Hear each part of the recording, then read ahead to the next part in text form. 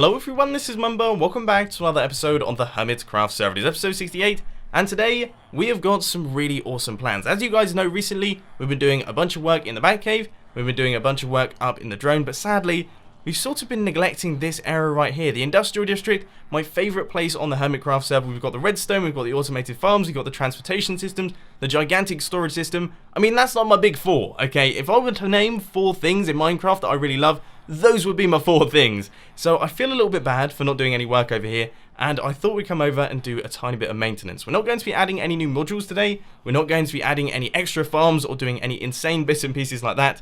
Instead, we're going to be fixing something fairly important. In fact, I would say this is probably one of the most important parts of the Industrial District, and we're standing right on top of it. This thing right here. Now, as you can see, we've had a bit of an issue in this area right here. This is the villager breeder, okay? This is where all of our villagers are being bred, as you can probably tell from this area right here. The thing is, there's only meant to be 2 villages here. That's it. There's only meant to be 2 villages in this area. All the rest of them are meant to funnel into this area and make their way up here as babies. But unfortunately, that doesn't seem to be happening, and instead, a lot of them seem to be getting stuck in here, and then they're all breeding together, making huge quantities of villagers. I mean, they've like multiplied. So as you can see, we've got ourselves a bit of a problem, and we're definitely going to have to try our best to fix this one. And I think I've come up with a way to do it, because at the minute, this definitely isn't working, is it? Now, I hate to say it, but the way that I'm going to fix this problem temporarily is probably going to make quite a few of you cringe. Sadly, there are too many villagers here. Our catchment area isn't working, it's not actually killing off the villagers, which means we've got far too many in this area as well. There's just too many villagers all over the place, and we're going to have to do something about that, unfortunately. Now, originally, I was going to transport them elsewhere and then kill them, but I thought it would be much more fun to actually do this by hand and use my diamond sword, and also I can check their trades to see how good they are. For example, he's got blast protection 3, this guy's got 10 gold for an emerald, that's not particularly brilliant, but we've got fire aspect 2, that's pretty good. I mean, we've got some pretty insane villagers in here. We've got Frostwalker 1 from that guy. I mean, seriously, he needs to stay. But other than that, I'm just going to make my way around and gradually start killing these guys, starting off with this chap right here. I mean, he's pretty terrible, isn't he? Just want to mention something before all of you start shouting at me down in the comment section. I do understand that I shouldn't be killing my villagers next to the village. I know that that affects the villager point score.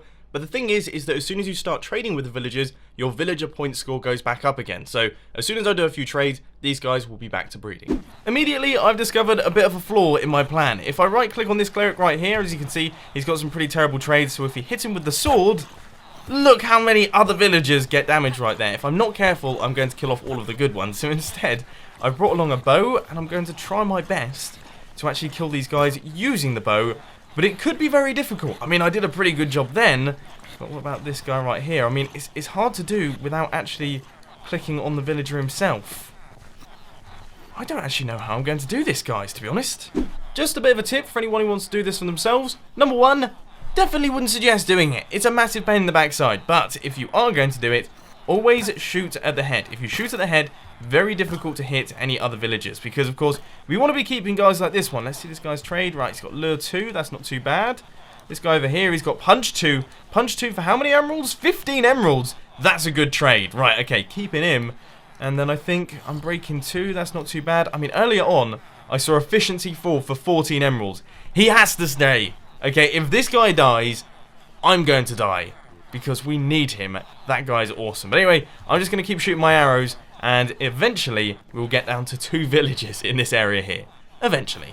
So, after around about an hour of just shooting my bow into various villagers' heads, we've been left with these guys right here. Now, these are the ones that I decided not to kill because they all seem to be pretty awesome.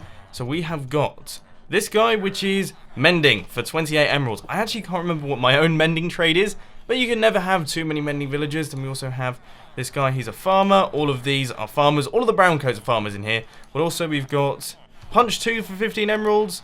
We have got fire aspect 2 for 16 emeralds. This guy's got Frostwalker 1. And that guy is the efficiency 4 villager for just 14 emeralds. I mean, that is a sweet, sweet trade. I cannot wait to get my hands on that one. So what I'm going to do now is I'm going to chuck in some water to transport these guys off into their own little location so that we can actually chuck them into the villager trading area. And then we're going to start work on gutting this place, killing off all of the villagers in here, and actually creating an awesome breeder. Come on, mate. get in there with all your friends. Let's go. Off we pop. Nice and easy. What have you actually got? Fire aspect 2. Yeah, you're the one that I want. Right, come on. And in you go. Look, it's nice and cozy down there. Everyone's looking happy.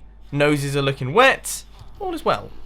I'll be honest, guys, couldn't help myself. I checked all of the trades of all of the villages inside this area right here, and amazingly enough, not one good trade. There was one that had Silk Touch, but it was for 15 emeralds, and our current Silk Touch villager has an 11 emerald trade, which means that we don't particularly care about that one. So now all of them have been removed. It's weird, isn't it? It's almost like going back to school when there's nobody in there. It feels wrong. I'm so used to seeing this like bustling everywhere with loads of massive heads all over the place. Very strange to actually see this completely empty. But anyway, what we're going to do now is we're going to take out all of these areas right here, and we're going to replace all of the outer edges with water, so that wherever the baby villager goes, if he goes over to a wall, he will fall in the water and make his way around the system. I think, fingers crossed, that should actually work. Right now, this entire area is looking like a massive mess, but we are making good progress. I've taken out the wall, I have moved our villager breeder across by 1 block, and back by 1 block as well, and that gives us 1 block clearance going right the way around the outside, and we have now got space for our water streams, which are going to be transporting the baby villagers. Now, if you're a little bit confused as to what I'm doing here, basically we're going to have blocks going around like this, and that will stop our fully grown villagers from falling down into that area, but our baby villagers can just wander straight off, they will fall down into the water streams, and they will make their way around. Now, one thing that I have just thought, though, is that I don't know if they will actually walk off if it's 2 blocks deep. Do you know what I mean?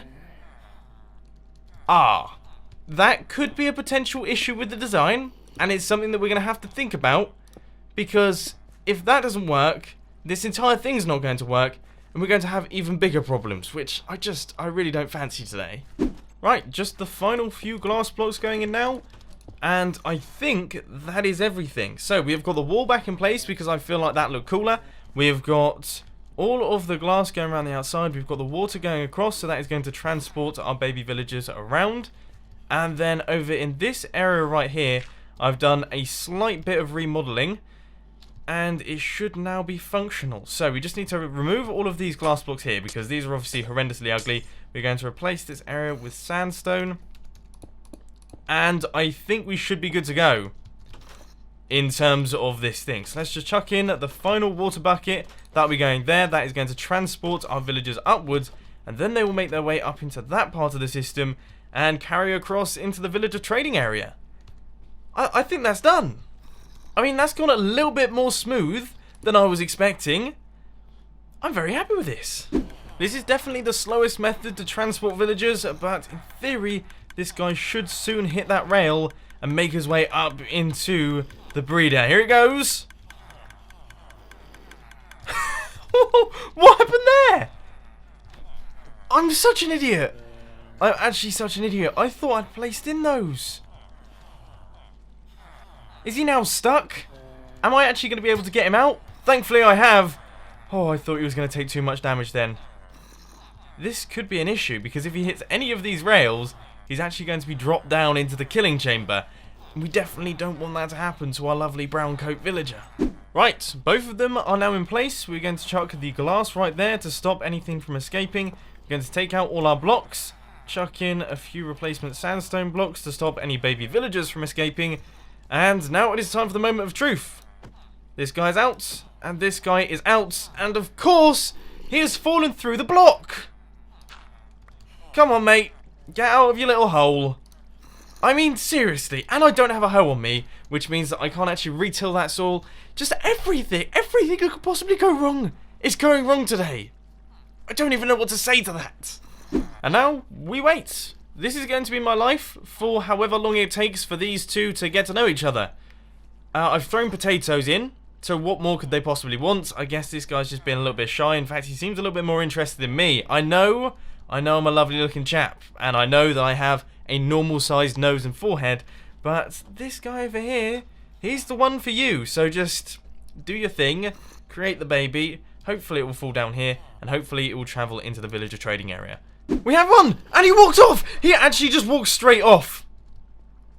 That was literally so fast. Did you see that, guys? I don't know if you quite got it. Slow motion replay. So here he is. This is the first baby villager created by our new villager breeding system that seems to be working beautifully. Look, check him out. Be proud of your little fella, because he is currently standing on the pressure plate, but eventually he will walk into that water stream and he will make his way round. Now, if he does grow into a full-grown villager down there, is he going to run into any problems? I don't think he is. No, I wouldn't have thought he will. There is a chance that he may struggle with this block right here, but other than that, should be absolutely fine. I might need to fix that by placing in a pressure plate there and then creating a new water stream, but other than that, yeah, this thing should be absolutely perfect, and it seems to be working wonderfully. Exactly, mate! The next mini project of today's episode is to try and get our villagers from this area right here up into the villager trading booths. Now, this shouldn't be too difficult, but I've said that for pretty much everything in today's episode, so it could prove to be a bit of a challenge. Now, we've got a powered rail right there. We will power it if we actually get ourselves a villager. Which, of course, we haven't. And now our minecart's travelled off anyway. Sometimes I love Minecraft. You know, sometimes I do. Other times I just want to burn it. After a few rather painful spillages, I think I have got this whole minecart thing worked out. Yep, that's good. It has grabbed our white coat. Let's see which one it is. Right, that is the important one. We need to make sure that this guy is safe and actually makes his way into the system. So off he pops, and they are all making their way across. This is brilliant. Excellent. So we've got our efficiency 4 villager. I've seen the infinity villager go through as well. That's a good thing.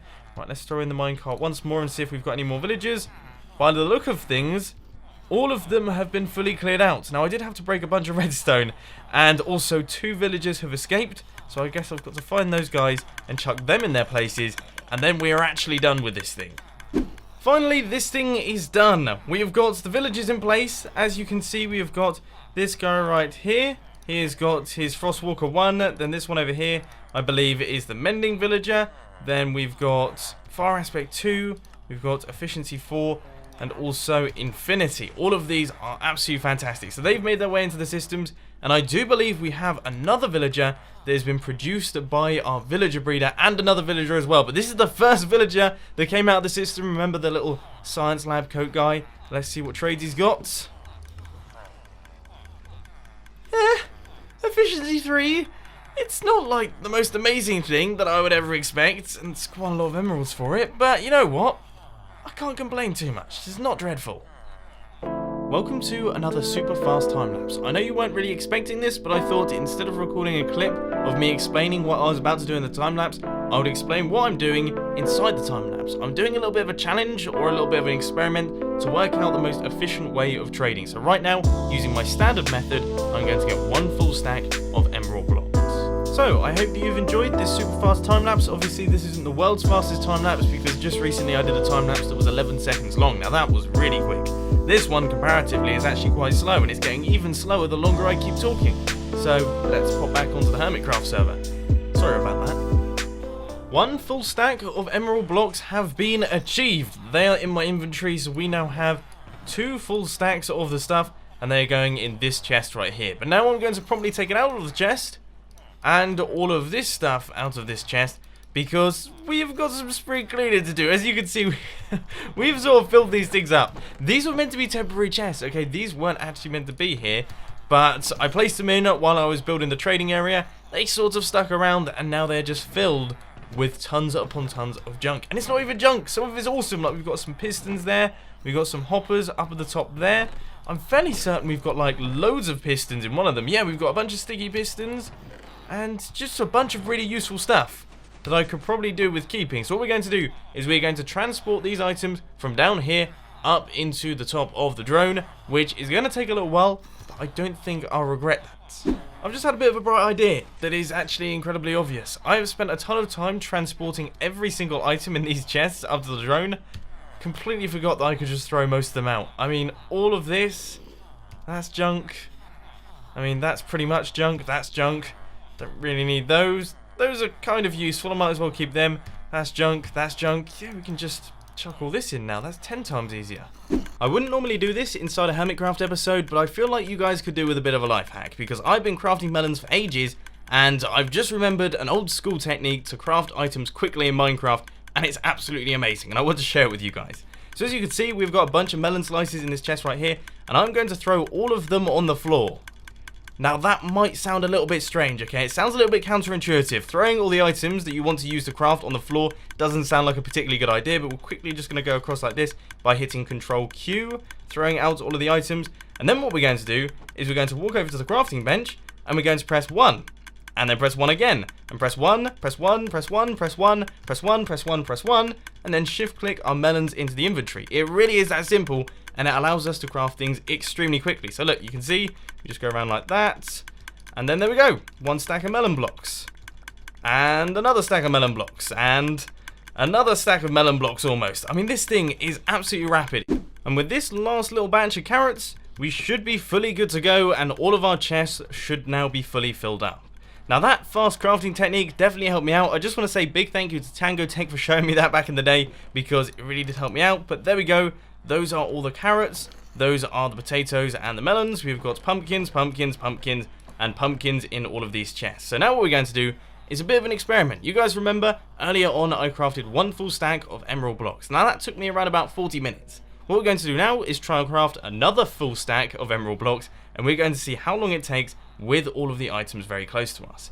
I imagine the results are actually going to be quite interesting. Welcome back to another super fast time lapse. In this super fast time lapse, we're going to be doing exactly the same thing as we did in the previous super fast time lapse, which is give this exact same villager large quantities of pumpkins.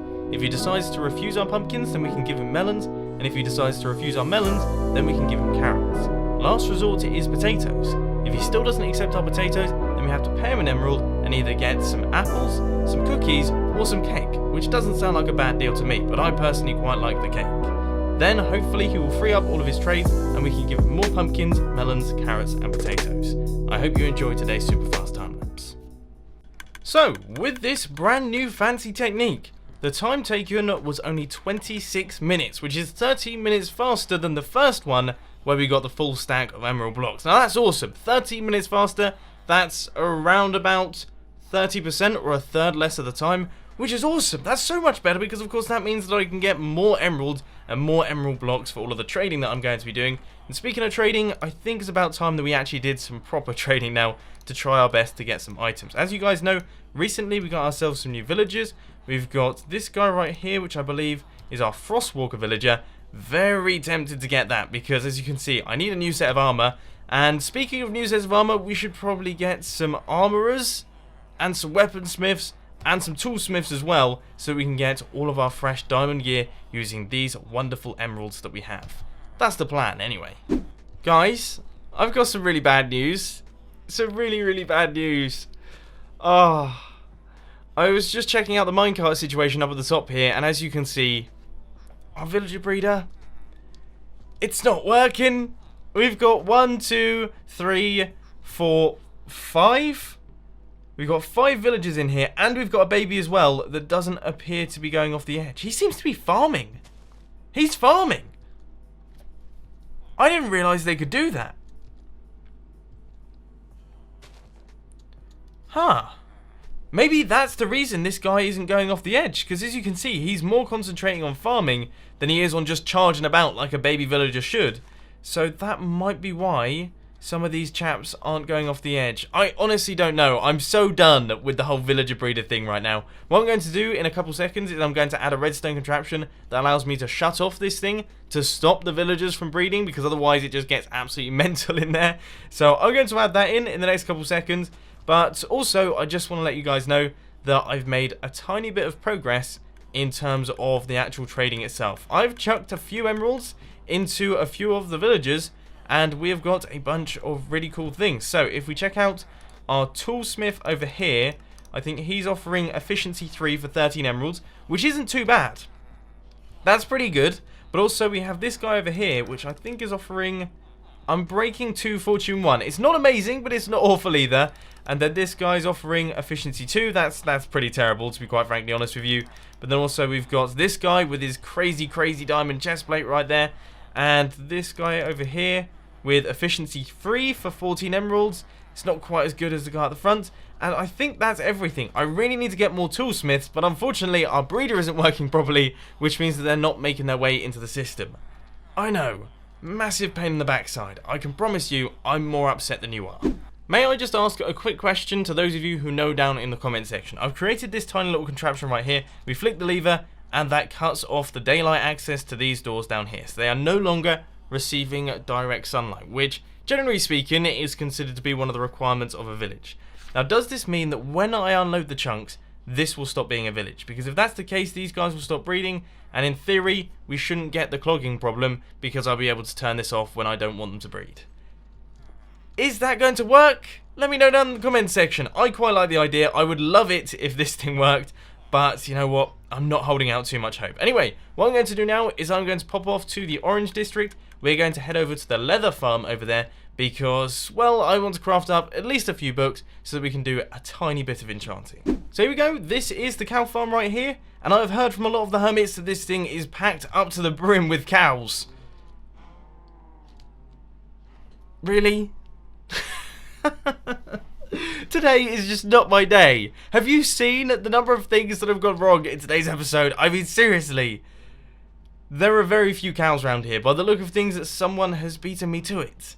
Now, I don't think, personally, I should really do any killing right here. Because if I did some killing, then I would pretty much wipe out the entire population of cows. And it would take ages for them to be bred back up again. So I think what I'm going to do instead is I'm going to look for some wheat and maybe do a little bit of breeding and then leave it and perhaps look for some leather. Yeah, that seems like a good idea. So guys, I have taken 3 stacks of leather in exchange for 36 emeralds, and you know what? I think I'm going to up that to 45. So that's quite a few emeralds in there.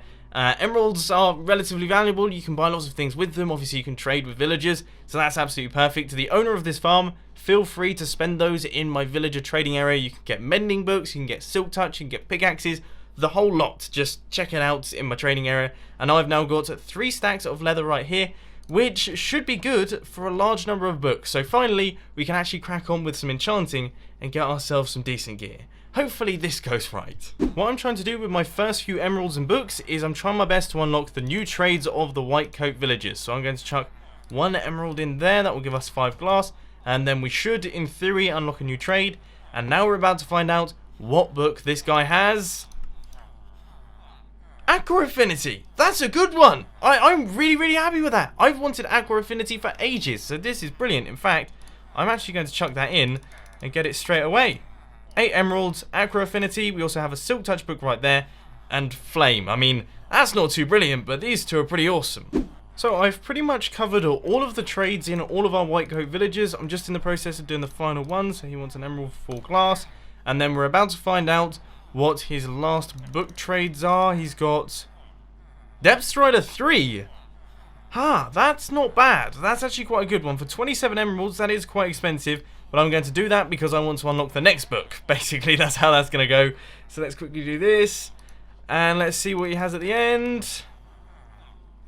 Feather Falling 4 for almost 50 emeralds. No, thank you. I've actually got a ridiculously good white coat over here. I think he's doing Feather Falling 4 for like 11 emeralds, so I'm going to be getting plenty of that over the next couple of days. But anyway, these are all the books that we got from the entire session, and we've got some pretty good ones in this little bunch right here. So we've got Silk Touch, we've got Aqua Affinity, Feather Falling 4, Blast Protection 4, we've got Aqua Affinity again, Frostwalker 1 twice so I can have Frostwalker 2, we've got Mending, Fire Aspect 2, Punch 2, Efficiency 4, a bunch of those. We've got Feather Falling 4 once again, Efficiency 3, Depth Strider 3, Fire Aspect, Power 1, Punch 2, Respiration 2, and Infinity. So, I think the first thing that I'm going to do is I'm going to create myself a flight bow using Infinity, Punch 2, and Mending. I'm then going to create all Mending armor with various different enchantments, and then I'm going to create an awesome pickaxe.